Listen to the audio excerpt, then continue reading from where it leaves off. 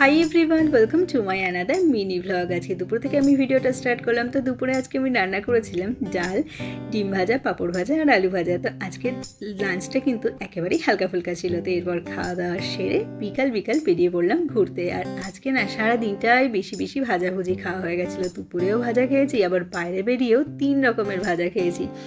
তো যাই হোক, এরপর আমরা গেলাম আটা কেনার জন্য।